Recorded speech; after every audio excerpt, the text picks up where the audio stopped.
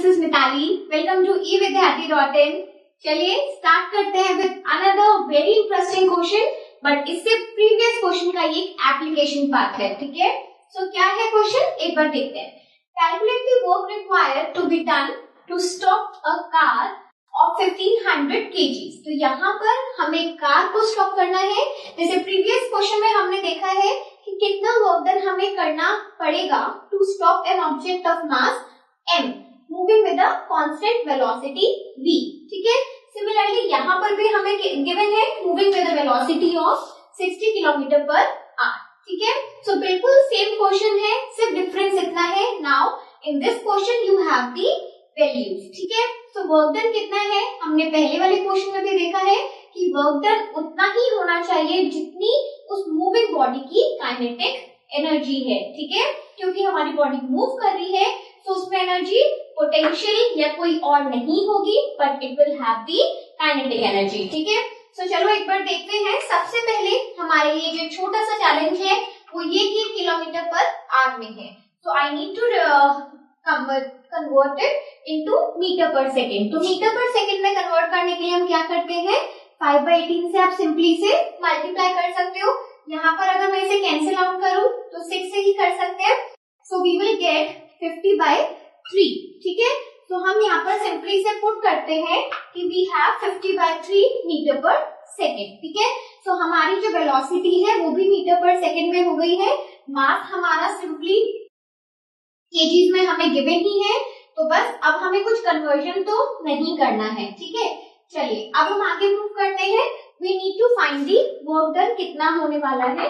तो work done कितना होगा, हमें पता है किसी भी चीज को स्टॉप करने के लिए जो वर्क डन होता है, क्योंकि हमारा ऑब्जेक्ट या इस केस में कार मूविंग है, दैट मीन्स वो किसके इक्वल होगा, काइनेटिक एनर्जी जो उस कार ने पॉजेस की है, ठीक है। तो ठीक, चलिए अब हम सीधा इसका फॉर्मूला पुट करेंगे, वैल्यूज फाइंड आउट करते हैं। So by the formula we know it would be half mv square. तो m कितना है, मैं डायरेक्टली यहाँ पर वैल्यूज को रख रही हूँ, ठीक है। मास हमारा 1500 kg है एंड देन द वेलोसिटी का स्क्वायर, वेलोसिटी इज 50/3। तो यहाँ पर 50/3 इंटू 50/3। अब हम स्क्वायर क्यों नहीं करते हैं, कैलकुलेशंस हमारे लिए इस तरीके से थोड़ा सा ज्यादा आसान हो जाती है, ठीक है। तो यहाँ पर अगर मैं किसी को भी कैंसिल आउट करूं, तो सपोज इसको करते हैं, यहाँ से मैंने किया एंड देन आप इसको कर सकते हो, 500 यहाँ पर आ जाएगा।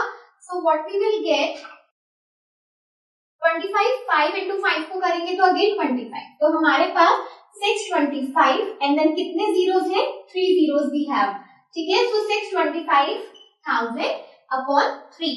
अगर आप अब देखो, सबसे पहले डिवाइड करने के लिए आप सिंपली क्या कर सकते हो कि 3 से इस पूरे को डिवाइड कर सकते हो, नहीं तो दूसरा वे क्या होता है कि जीरोस को बिल्कुल यहाँ पर अभी कंसीडर करने की जरूरत नहीं है, ठीक है।